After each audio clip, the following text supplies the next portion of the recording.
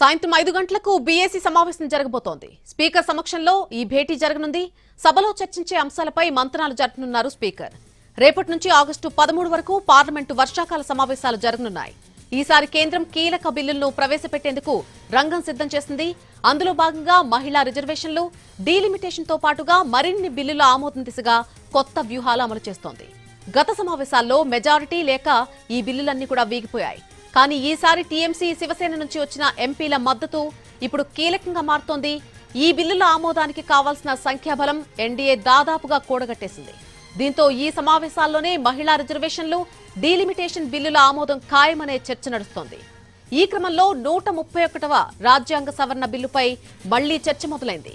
ఈ బిల్లు ద్వారా లోక్సభ స్థానాల సంఖ్యను గరిష్టంగా 850కి పెంచడం, అలాగే నారీ శక్తి వందన్ అధినియం 2023 ప్రకారం మహిళలకు 33% రిజర్వేషన్ అమలు చేయడం ప్రతిపాదిత అంశాలుగా ఉన్నాయి. కేంద్ర ప్రభుత్వం ఈ బిల్లును మరోసారి పార్లమెంట్లో ప్రవేశపెట్టే అవకాశాలున్నాయి. ఇటీవల పలు పార్టీల్లో చీలికల అంశం రాజకీయ దుమారం రేపింది. టీఎంసీ, ఉద్దవ్ ఠాక్రేకు చెందినటువంటి శివసేన, ఆమ్ ఆద్మీ పార్టీలు పార్లమెంటు వర్షాకాల సమావేశాల్లో నిరసనలు తెలిపే అవకాశం ఉంది. ఇటీవల జరిగిన నీట్ ప్రశ్నాపత్రాల లీకులపై ప్రభుత్వాన్ని ప్రతిపక్షాలు నిలదీపోతున్నాయి.